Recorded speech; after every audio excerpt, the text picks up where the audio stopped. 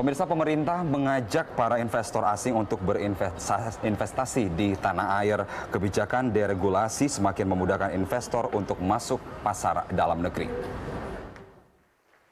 Wakil Presiden Yusuf Kala mengatakan Indonesia telah membuka banyak peluang untuk pihak swasta agar dapat terlibat dalam pembangunan nasional. Pemerintah Indonesia telah melakukan berbagai macam penyederhanaan aturan untuk memulai usaha.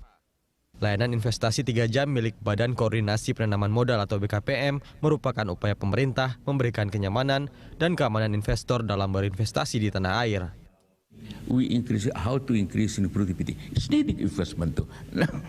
Needed new technology, needed investment, needed cooperations. What we should do, it is, of course, we open country. If you see the new regulations that Indonesia, one country, so more open. We are more open.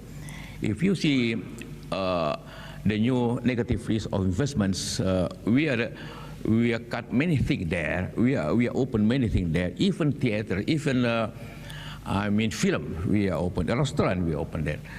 Indonesia, one country that some license problem. Of course, we will be solve this with many regulation and of course with cooperation with the others. Sementara itu, Ketua DPP Real Estate Indonesia atau REI, Edi Hushi mengatakan, geliat investasi asing di pasar properti nasional tetap tinggi, sebab sejumlah kebijakan deregulasi pemerintah mampu menciptakan iklim investasi yang kondusif. Menurut Edi, investor asal Tiongkok cukup deras mengalir modalnya ke sektor properti tanah air. Pada umumnya memang sekarang ini tren-tren belakangan ini adalah Tiongkok ya, yang saya kira dia cukup banyak yang sudah mulai keluar dari negaranya, dan salah satu yang mereka bisa lebih punya peluang saya pikir ya Indonesia, dibandingkan kalau dia ke negara yang lain itu mungkin lebih sulit.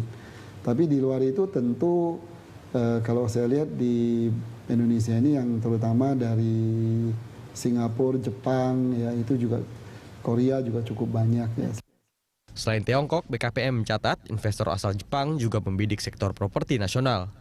Tahun lalu, realisasi kucuran investor Jepang untuk membangun kawasan industri dan perkantoran mencapai $519 juta Amerika.